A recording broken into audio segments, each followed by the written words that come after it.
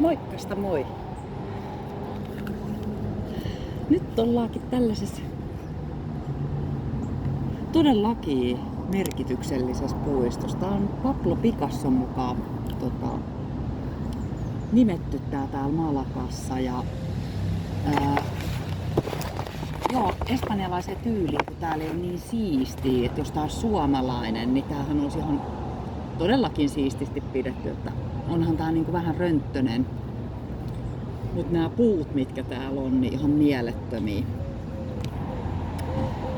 Ja mulla oli tavoite se, että minä tuun tänne Malagaan, niin minä täällä pyöriskelen ja vietän päivän, vapaa-päivän ja sitten käyn nostaa uudet kortit. Ja täällä niin nämä kortit on Rebecca Campbellin myöskin, mitä me on käyttänyt niitä englanninkielisiä Lightworker. Mutta nämä on nyt espanjaksi. Ja tässäkin taas silleen huvittavaa, että kun on silleen funtsinut, että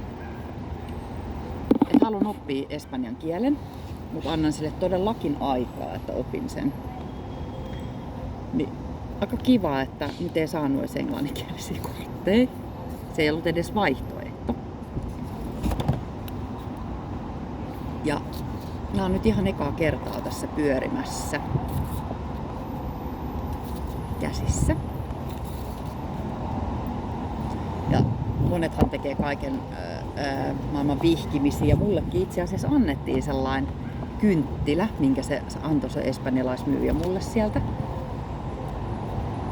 Että ilmeisemmin sitä voisi polttaa. Mutta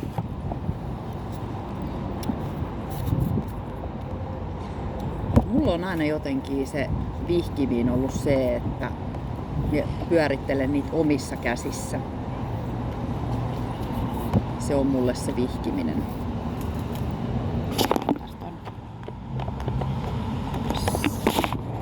Kuvakulma ei ole kummonen, valitettavasti jälleen kerran. Mulla ei ole nyt mitään ottanut mitään välineistöä mukaan, mutta koska mie en edes ollut tulossa tällaiseen puistoon, mie en tiedä yhtään, kun me lähdin tänään Malagaan, että mitä täällä on. Ja siinäkin aika hassusti, että minä näin sen puiston, kun minä laitoin, että missä minä olen mapsiin. Minä join kahvia siinä, aamukahvia. Ja ensimmäinen viheralue löytyi Pablo Picasson puisto. Ja sitten minä kuitenkin menin siihen, siinä oli sellainen, osui silmään semmonen ostoskeskus, mihin menin sitten vähän aikaa shoppailemaan. Ja tulin toisesta kautta ulos, niin kas kummaa, se Pablo Picasson puisto oli siinä heti eessä, kun ei tarvinnut edes etsiä sitä. Sen takia se oli jotenkin mulle, että mä lähdin sitten etsimään, että mistä mä nämä kortit löydän. Kirjoitin vaan Googleen tarot, kortit ja Malaga. Ja sitten nämä kortit löysin. Ja sen verran tiedän näistä korteista nyt, että nämä on veden parantava voima. Ja se jotenkin taas resonoi minuun. Mä menisin ottaa yhdet toiset kortit, mitkä me on nähnyt tarot-tulkitsijoilla YouTube-kanavalla ja myöskin vissiin TikTokissa. Mut se ei siltikään ollut se juttu. En muista mikä se. Siinä on sellaiset vähän sellaiset intiaanin näköiset sellaiset sydämit, mutta se oli vissiin niinku joku jumalatar-kortti. Sitten kun mä katsoin Rebecca Campbell ja sitten kun se kertoi mulle englanniksi tän, että mitä nää on, niin kun se Google-kääntäjällä käänsi sen, niin mä okei, mä otan nää. Ja tosissaan en ymmärrä siis espanjaa pätkääkään, joten nyt mennään ihan intuition mukaan näiden korttien kanssa. Mitä nää kertoo tällä hetkellä mulle?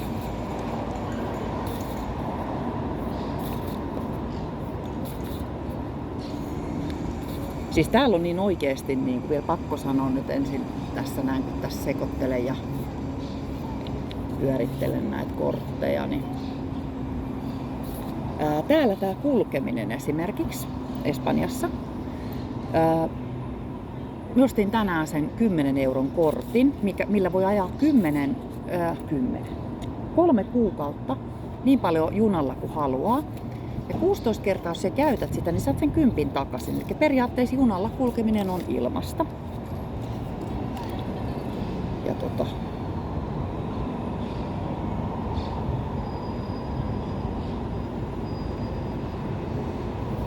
eli joo. Nyt siis intuition mukaan, niin jos joku osaa espanjaa, niin sitten varmaankin tietää, mikä tämän oikea merkitys on tällä kortilla.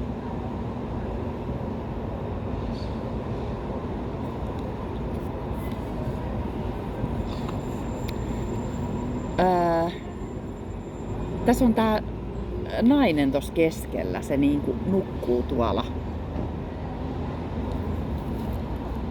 Ja tässä on jollain tavalla niinku näkyy myös kasvot. Ensin kerron, mitä minä näen tässä näin ja mikä tunnelma mulla tulee tässä. Sitten minä näytän tätä korttia.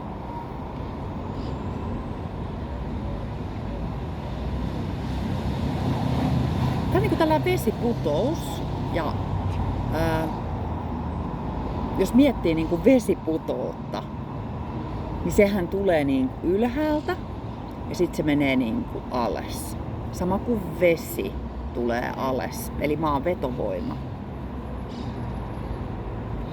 Ja tässä kun tää nukkuu, tää nainen lepäilee tossa niinku nyt tulee niinku mieleen, että se niinku tarvitsee sen niinku sen levon. Että se niinku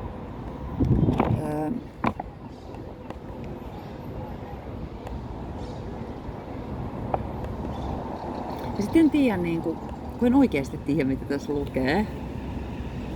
Mutta mulla tulee niinku mieleen tässä, kun tässä tulee myöskin tällainen niinku valo.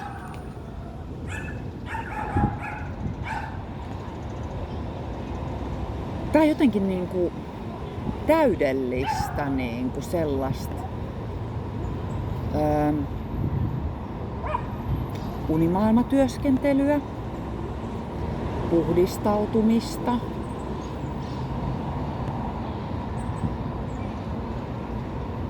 itsensä sellaista hellimistä. Aika hauska jossain kohtaa saa tietää mitä näissä lukee.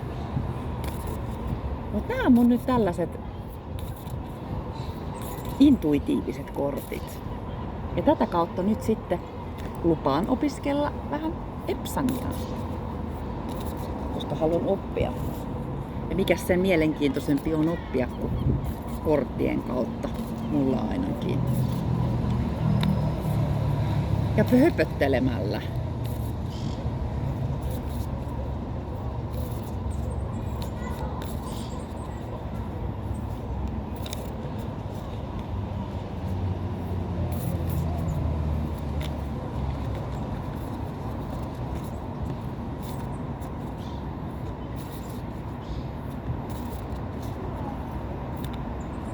Vielä pari korttia.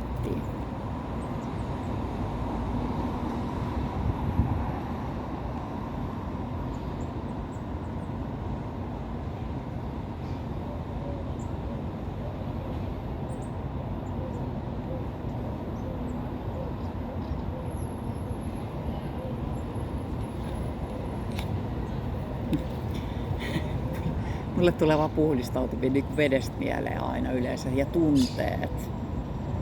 Tässä tavallaan niinku, taas mä kerron ensin mitä mä niinku näen. Tässä on niinku nämä kaksi tällaista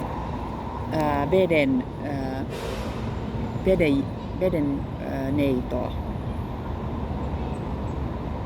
mikä tuolla menee niinku tavallaan tuolla virtaavassa vedessä.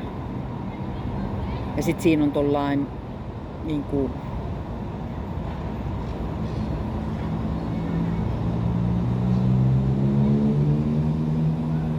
jotenkin se vapaus niinku mennä siinä virran mukana. Että se virta vie siellä ja se, että minne se vie. Että sä voit niinku luottaa siihen virran vietävyyteen.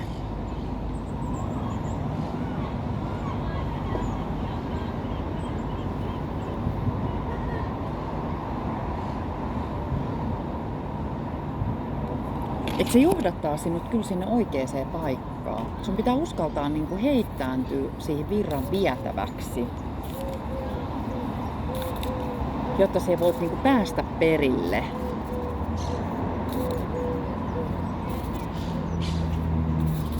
Aika ihana, kun löysin tällaisen paikallisen männyn täällä. Mikä tämän nimi on täällä? Täällä on aika harmi, että kun tää on aika monet paikat aika epäsiistejä, että siellä on paljon kodittomia, haisee ihan kusi. Niin täällä ei samalla tavalla voi mennä niin kuin nautiskelemaan noihin joka paikkaan. Täällä on ihan älyttömän ihania näitä puita, mutta sitten kun menet siihen lähelle, niin siinä haisi ihan älyttömän kovasti kusi, niin ei siinä ole pittiä. Ei kai hyvä fiilis. Tää on vielä yksi kortti tähän.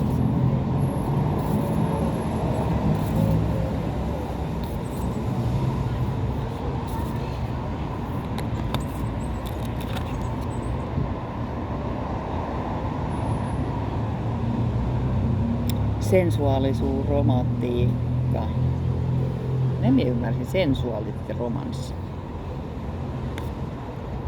Tää onkin tässä tällaisia ruusuja ja jollain lailla se oma naiseus, että nyt kun miettii niinku näitä kortteja, niin tavallaan se, että uskaltaa, että jos on niinku silleen, että on niinku vaikka pettynyt niinku, romanttisessa mielessä tai elämässä yleensäkin, niin sit helposti niinku jotenkin jähmettyy paikoilleen ja sit siellä niinku tavallaan suljet tavallaan silmät jopa siltä, mikä sinun kohden haluaisi tulla. Niin vapaudun niistä. Sulla on ihanaa tulossa. Ja se tulee silloin, kun sä sit vähiten odotat.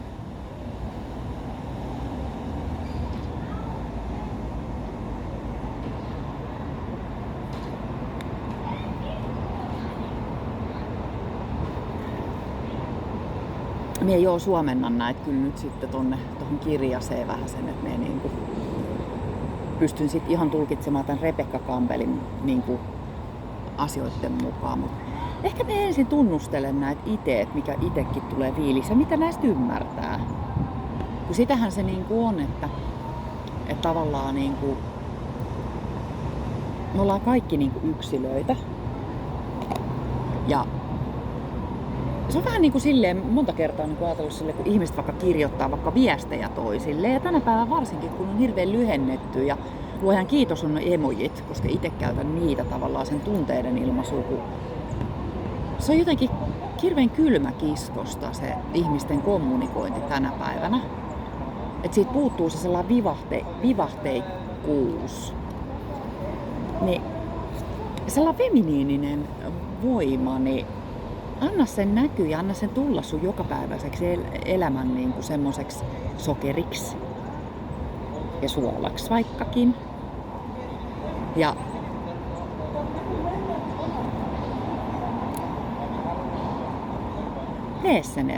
mene sen virran mukana. Pakan pohjalle jäi.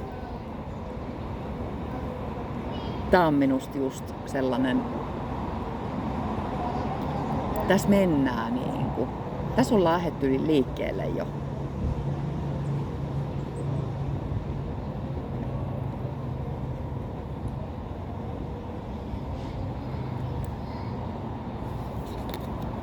Ei muuta kuin kiitos. Kiitos ja kiitos. Nähdään taas, ei tiedä missä. Moi moi!